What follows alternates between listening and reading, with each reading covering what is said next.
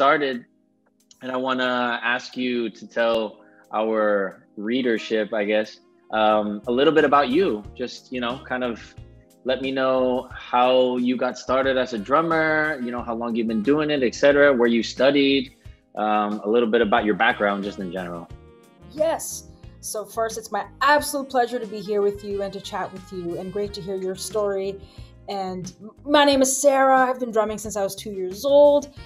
My first stage performance was at age 5, and I grew up in a very musical household. My dad's a musician, and when I was a kid, he'd babysit my twin sister and I on the drums. So that was like my first introduction to music, basically. And I grew up playing drums. I started playing in his band at a very young age. But the funny thing was, my parents didn't want me to be a drummer because my dad was a musical director and he would hire drummers. And he'd be like, Sarah, nobody cares about drummers. They're always at the back of the stage. Don't waste your time carrying your gear. Just become a vocalist and a pianist. So my parents, because they loved me, they put me in piano lessons and in singing lessons for 15 years, but no drum kit lessons at all. But I would have 3 drum sets and Indian percussion around the house, and I would be gigging. So my approach growing up was self-taught in ways of I would listen to Indian music, and then I would go on the drums and say, oh, this is the tabla sound, like the kick, the tabla can be on the snare. So I would hear percussion and voice it on the drum kit. So I feel like my perspective, my lens and my view of drum kit was very different growing up. And then when I turned 18, went to university, studied jazz, and I felt like I was reborn. I got into heavy duty fusion, like heavy duty jazz, bought all the drum books and got all crazy technical. And I feel like now I'm at a place in my life where I combine both of the worlds, my roots, the percussive side on the drum set, but then also, the Western side of things. So that's the journey so far. Wow, that's pretty amazing. So you said you started when you were 2 years old? Yeah. So how does one start when you're 2 years old? I mean, I started when I was 4, and I'm like, dang, that's early. Yes, but yeah. 2 is like, wow. Like, I didn't even realize we had that kind of motor skill yet to hold the sticks and stuff. That's crazy. How did that become your starting point so early? And what is your family? I know you said your dad was a musician, so that obviously has something, but how did they support you throughout your career, as a young musician? Yes. So for me, I'll send you some videos. I have some videos on my YouTube channel of me playing when I was 2 years old. And I mean, I couldn't reach the kick pedal or anything like that, just the hand percussion type stuff. But that's yes, crazy. It was fun. Yeah. So when I was a kid, my parents were very supportive that when I wanted to do gigs, they would carry my drums for me. And they would videotape me to put videos up on YouTube. And they bought me 3 drum sets, all this hand percussion. But I think in their mind, they thought that, oh, this will look good for an application for, to be a doctor or something like that. So then when I really wanted to do it full time, they're like, you're sure you want to do this full time? You sure you know what you're getting into? I'm like, yes, parents, I know exactly what I'm getting into. Yeah. Wow. Did they make you come up with a business plan in order to feel more confident about it? So this is funny. So when my dad realized when I was 16 or something that I'm really taking it seriously, he's like, okay, Sarah, make me a promise that you will give yourself a name, that you'll never have to be at the mercy of anybody, or you'll never have to be at the mercy of a band to get famous or to get hired to do work. So he's like, promise me that you'll focus on branding yourself. And I'm like, all right, cool. So I feel like now that has benefited me in the long run. Wow, that's great advice. Wow, yeah. That's really cool. And that's something that, especially as drummers, we're always in the back, right? We're always, it's like your dad said, we're always in the back and we're not really getting the attention. So that kind of perspective change, no, we don't have to be in the back. You can brand yourself. That's a really great piece of advice. Dang, I wish my dad told me that too. That's that's crazy. It's been almost a year since you released the feature that you had with Zildjian Live. It's been almost a year. I think they released that in May of last year, where you played with Ghost Note. Just tell me a little bit about that experience, and how was it like working with Sput, and how was the whole experience? How did it come about, and how did you feel about that experience? So I just got a phone call a month or 2 before, hey, we'd love for you to be a part of Zildjian Live. I'm like, oh, right, for sure. And then, when they told me everyone else was going to be a part of it, I'm like, oh my God, this is going to be crazy, and some crazy names in that. Too many, and my heroes, and it's unbelievable. And So Spud, he wrote everybody's songs and he sent everybody their songs like maybe 2 weeks, 10 days to 2 weeks in advance. And he sent me mine and I'm like, oh my God, man, this is killing. I love it. But can we revisit the composition? Can we make it a little more like more faster, a bit more sporadic and with a different time signature? He's like, okay, sure, no problem. But he's like, I'm on tour, so we won't be able to work on it till we get to LA. So I'm like, okay, fine.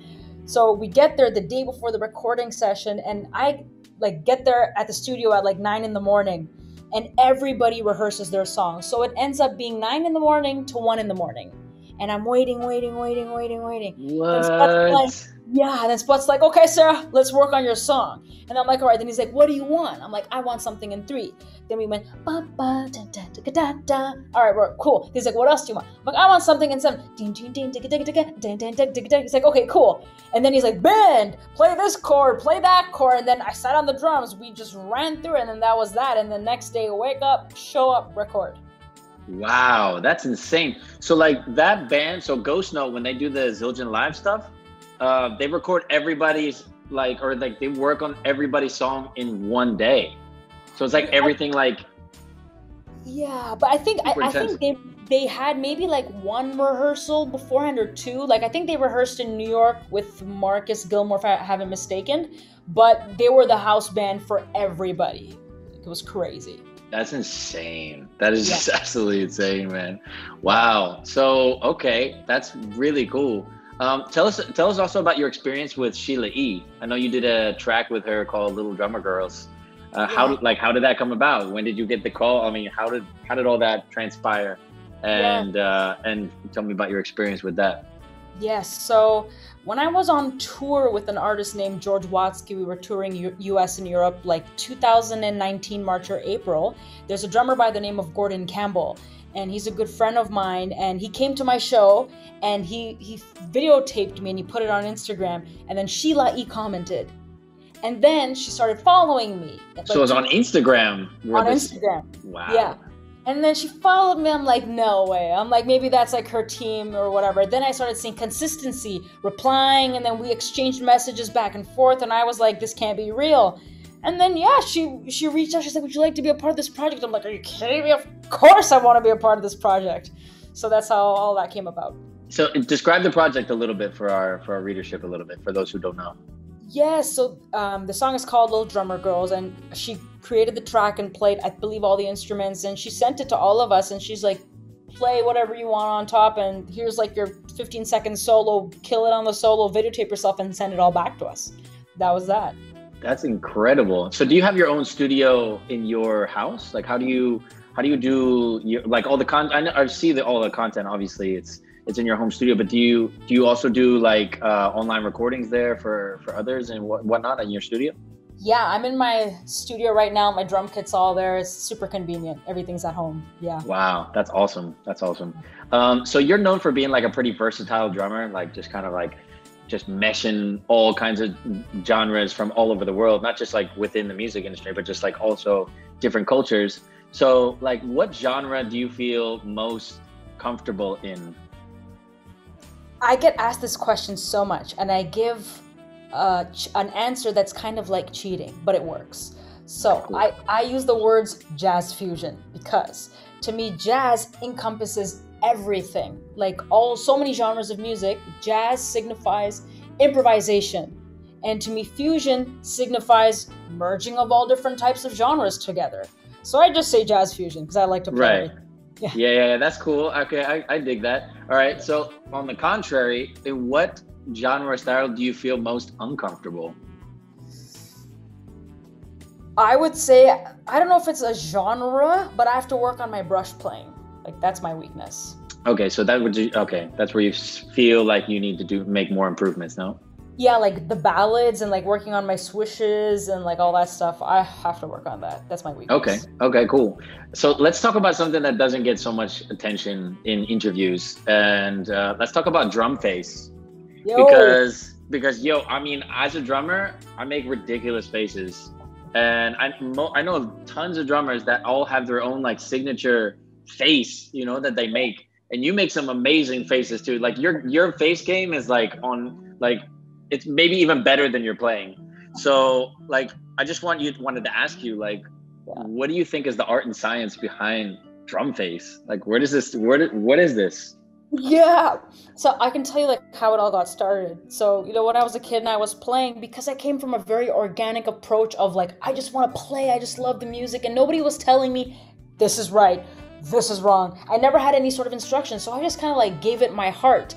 And then my mom and dad started filming me, and I'm like, oh my God, that's what I look like. Then my mom would say, put your tongue in your mouth, you're like embarrassing, it doesn't look civilized. And then after I tried doing that, I tried keeping a straight face, and I'm like, I'm not able to like express myself. Then I'm like, I don't care anymore, I'm just gonna do me. And then it just became like a natural thing. And it's funny that like I didn't realize that it became a thing until I did a Drumeo lesson in 2018. And like it kind of went viral-ish, and like I threw my glasses off, and the funny thing was like I stuck out my tongue at the end because it was helping me focus. Believe it or not, like when I stick out my tongue or when I'm like making weird faces, it really helps me like be in the moment. If I'm keeping a straight face, I don't think I can like feel the music. Right. So would you say it's like the key to getting in the zone? Like for me, like the zone is locked out unless you can just totally relax your face and forget about like being stoic, Yeah, I feel like it's a release of energy, and it just helps you be more mindful in the moment, for me personally. Yeah, that's cool. I dig that. Okay. So you've become obviously like a huge drumming sensation on social media, especially recently. And I mean, your playing is incredible, and it's like super unique. And you also mix it with like your funny personality. Like I love the drummers are the best. That post was like, dude, that was amazing. That was like I also teach drumming, and I send that to all my students, and they just like died. They love it so much. And like with so many drummers like fighting for competition, fighting for this like digital space, to be like viral, like how do you manage to stay original with your content and keep the followers engaged like through your process? Yeah, for me, I don't think of it as a strategy.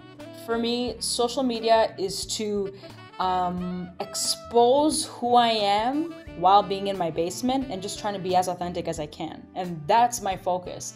And I would say, maybe to the viewer, it seems like, oh, it's getting so many views and likes and blah, blah, blah. But it comes with a lot of criticism too. Like people comment, Sarah's on drugs, Sarah needs to do this, or like someone's like, Sarah's on acid, what's wrong with her? One lady that I knew really well and who I've known for 15 years, a close friend, she's like, you're embarrassing yourself and you're gonna like lose your spot in the music industry. And she's like, you have to be professional. And I'm like, and it's like, I really had to follow my heart. So I would just say, like, to anybody looking for digital space, don't worry about competition. Just do you and find what is important to you and be firm and strong within that, I would say. I love that answer. I love it. That's perfect. Yeah, I think that's where people often get social media wrong, is they think there's a strategy that's gonna work, right? It's very mathematical, right? And it's like, no, it's really just about you. Like each individual human being is different, so just be you. And that will make you original. And if it's cool and the people dig it, well, then you'll kind of become viral, within the algorithm. Yeah, and I always, like, it's not like this, right? It's always going to be bumps. So I'll give you an example. I did this video to Everybody Wants to Rule the World. I don't know if you saw that. Yeah. So it was like out there, but I was having like the time of my life when I did that video. And when I put it out, I was like shaking. I'm like, what is going to happen? So I'll make you laugh. I posted the video in one day. I lost 500 followers when I posted Perfect. That video. Yeah. And I was better. The purge. Let them go. Let them go. And I called my sister. I called my fiance. I called my parents. I'm like, did I ruin my life? And they're like, no. They're like, trust yourself. This is fun for you. People are like, Sarah's out of pitch, out of tune. Don't give her a microphone. And then like, whatever, I got 2,000 followers back in like the next week. So it was okay, balanced out. But it doesn't matter. Even if I didn't get that back, I am happy, and that is who I am. And I should block out what everybody else is saying. Yeah, totally. I agree. Well said.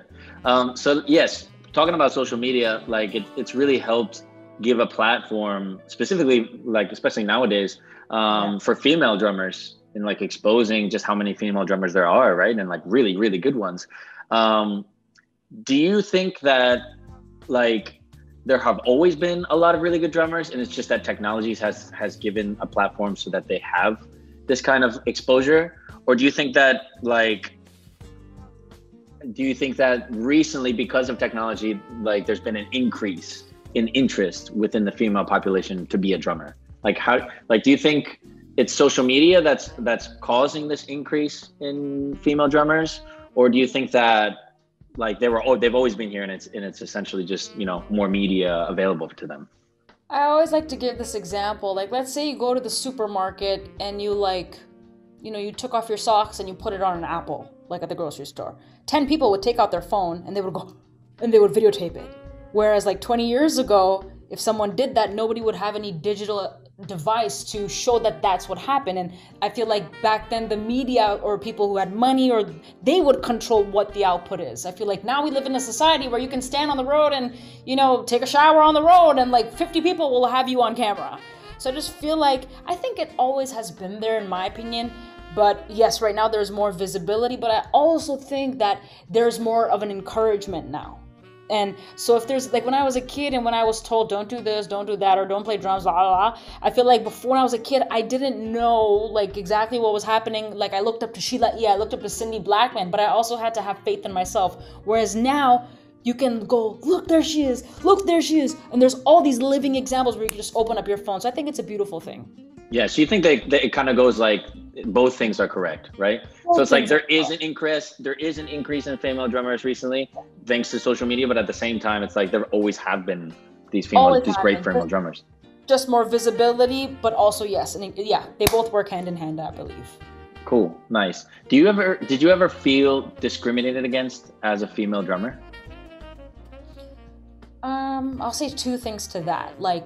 Going to different gigs and stuff like that, and on tour, every time I would go up on stage to sit on the drums, everybody would look at me like I'm a clown, I don't belong here, or they'd be like, hey, are you the vocalist? The typical things, you know what I mean? Right. So that's a lot of stuff that I've dealt with, and I did a video with Drumeo where I talked about gender inequality. I don't know if you had a chance to check that out, but it was the first time I ever made a statement that is very close to my heart, but I didn't know that it would get a lot of response. My phone was buzzing nonstop after that video went out because 60% of people were like, Sarah, this is amazing. We support you. We support all the women out there. And then 40% of the people were like, this is fake. She's just trying to be a victim. She's a whiny cry baby. This doesn't exist. There's no such thing as gender inequality. Then people started saying, there's women all over social media playing drums. What is she talking about? And I'm thinking to myself, not everything that you see on social media is what reality is. I'm like, that's just the internet. You don't know what's happening behind closed doors. So don't assume that you know what somebody's going through by just looking at a video or because they're being visible online. There's so much stuff that happens behind closed doors that my friends and even I've had to deal with, but I would never disclose because it's personal information. But right. Inequalities exist 100%. And when I talk about gender inequality, it's not just in drumming. I think in that video, I addressed it to drummers because we were in a drumming studio, but throughout the board, women all over the world who are entering all different types of fields, if there's a doctor, a female doctor, you're not going to say a male doctor, or you're not going to say, this is a male drummer. Why is it normal to say female drummer, but male drummer is what do you mean male drummer? So it's just, but I believe things are getting better.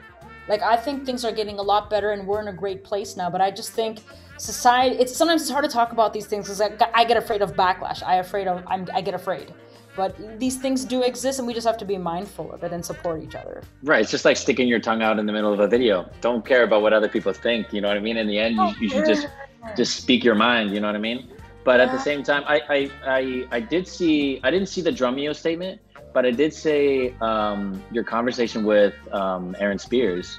And I did see that you said, and there's one thing that you said that I really loved. And you said, we got to just stop talking about it. Because you basically said we have to be gender blind, right? Yeah. That was what you said. Can you elaborate a little bit about that?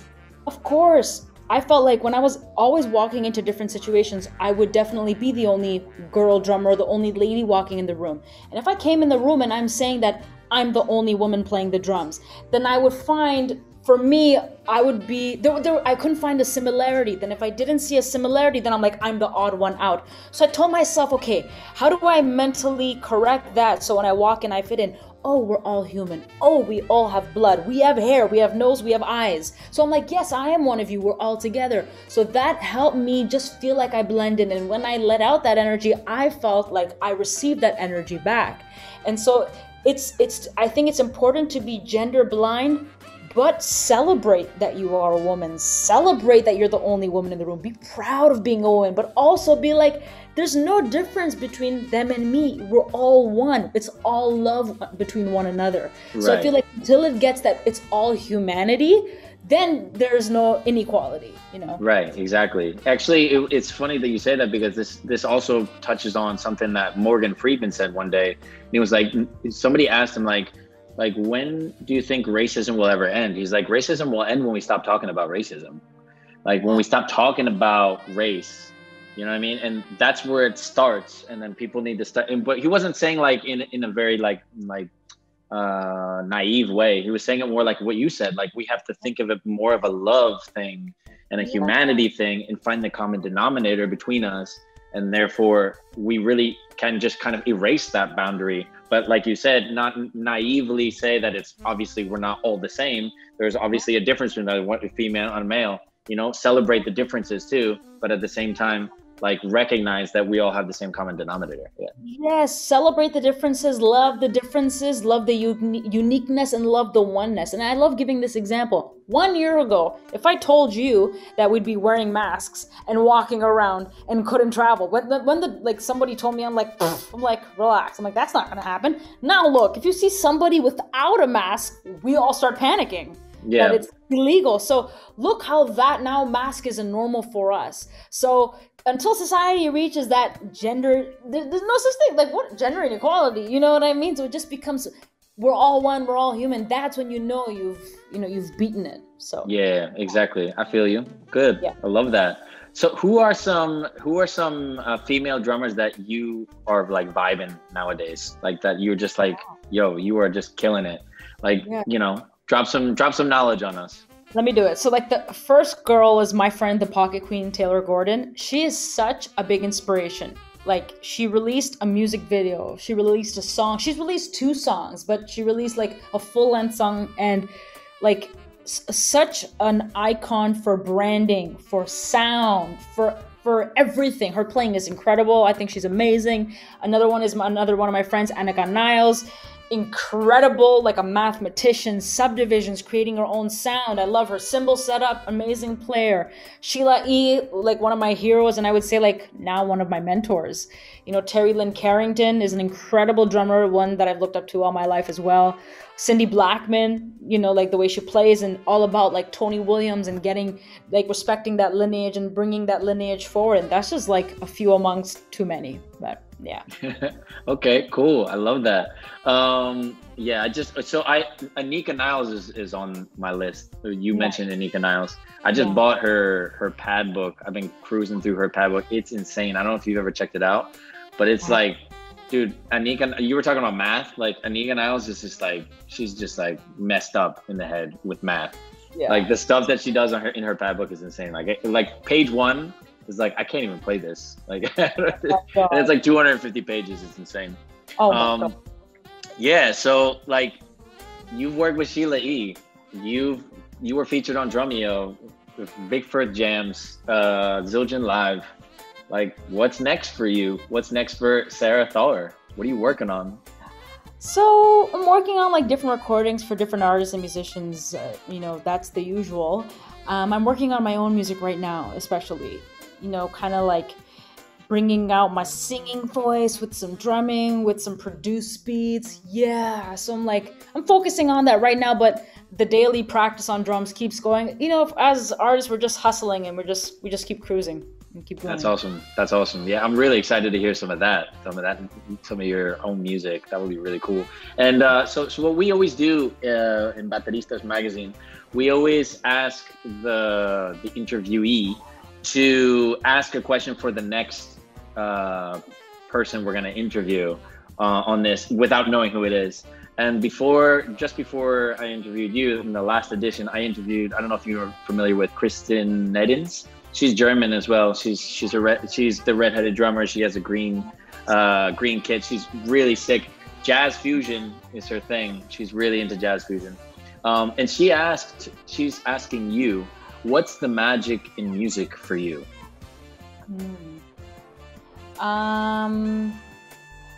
I can say two answers to that. So the first answer for me, the magic in music to me is that you can't hold it in your hand, that it's not tangible, and it's a feeling, it's a vibration.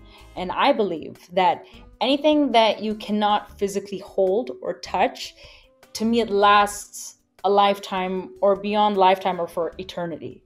And to me that's so special. And our instruments and our bodies are a vessel to express and get the vibrations out and to connect with the stars or the humans or everybody who has even passed, or even tributing to the legends before us. So that's what music means to me. And another thing that music means to me is lineage, love, suffering, pain. Like when I think of like the decades or centuries before, the people who brought music to where it is right now, like I can't even imagine the things that they had to go through. So for me, it's just honoring, respecting, giving thank you to the lineage, to the cultures, to the history, to our ancestors. So I would say, coming from these two angles, that's the magic in music to me. Love that. That's awesome. And think about it. You don't have to give me the question right now, but think about a question you're going to ask for the next person. Okay. So I'll do it now. You do it right now? You ready for it? I'll do it right now. All yeah. right, hold on one second. Let me write this down. Okay. Okay. Question from Sarah Thawer. Okay. Shoot. All right. What is the fire? What keeps the fire burning inside of you to keep playing, especially in these times today? All right. What keeps the fire burning inside of you to keep playing? No, to keep playing music.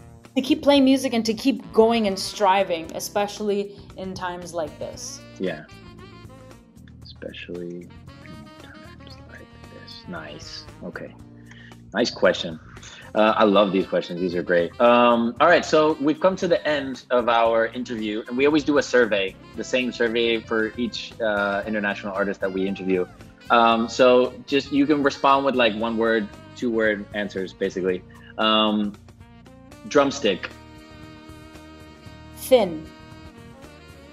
Any kind of mark, what do I want to say? Company, or any kind of like model number. So Vic for me, and I would say 5A. I would say 5A or any of the sticks from the Modern Jazz Collection, Jazz Collection, and the American Jazz Collection. Cool, Modern Jazz Collection. Yeah, cool. All right. Yeah. So favorite drummer.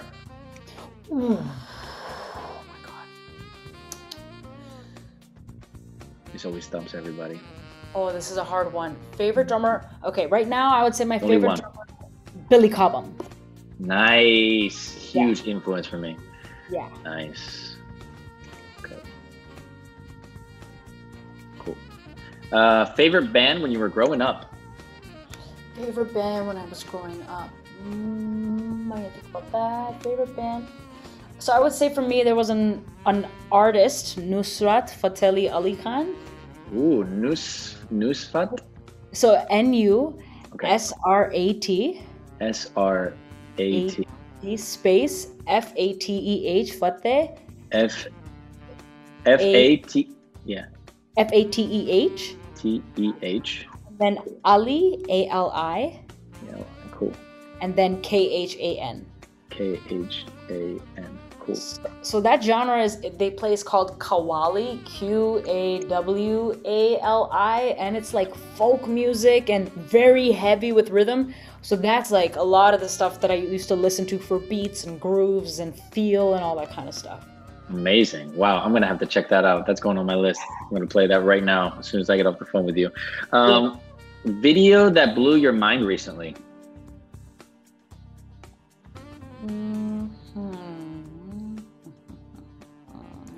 That video that blew my mind recently.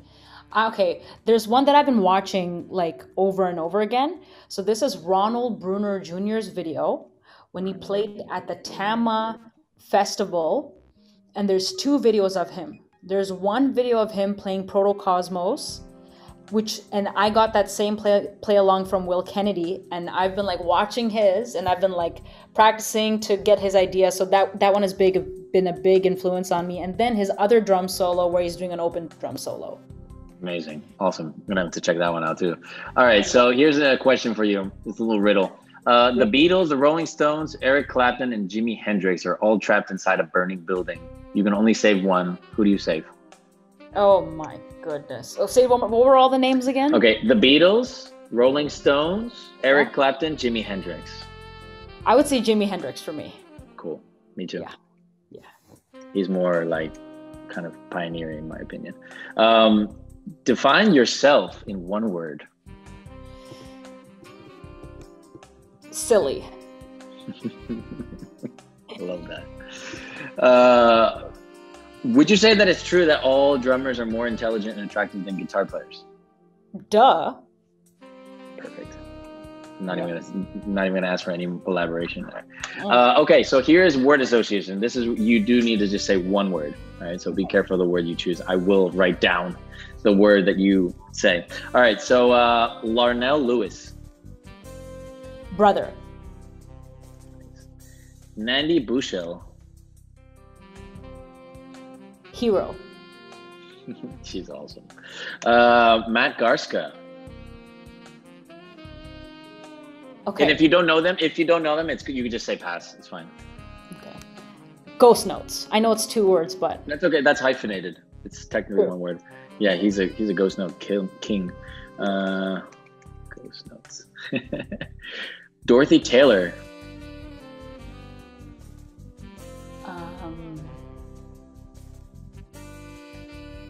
Finesse. Emanuele Caplet. I don't know if I said that right. I have no idea how to say her name correctly. That's okay. Yeah. Rudiments. Cool. Anika Niles. Subdivisions. This is cool. I like this. Miguel Lamas. Oh. You know him, right? Yes, I do. Okay. Is it the Venezuelan rhythms? Is that him? No, he's the Spanish drummer. He's a Spanish drummer. Does a lot of jazz fusion stuff too. Wait, what's the last name again? Lamas. Miguel Lamas. He's a Meinl dude, sponsored by Meinl and Pearl, I think. Yeah. And Evans, I know him. Yeah. Single stroke rolls. Yeah, dude. What? I know. Amazing, I know. Single stroke roll goals. Jesus. Yeah, like I love it. I'm friends with him actually, and like whenever he posts, he'll just be like, "Yeah, warming up," and it's like, "You're not warming up, dude." I know. Lion. That's not a warm up. Single stroke rolls. Yeah. Ridiculous. El Estepario Siberiano.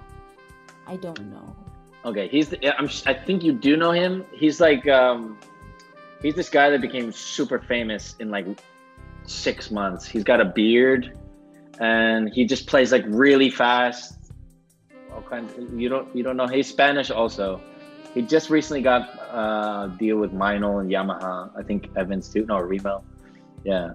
Oh, no. Okay. So if you don't know him, no worries. Yeah, you can pass. Got a couple more on this list. Taylor Gordon. Ooh, pocket. Yeah, dude.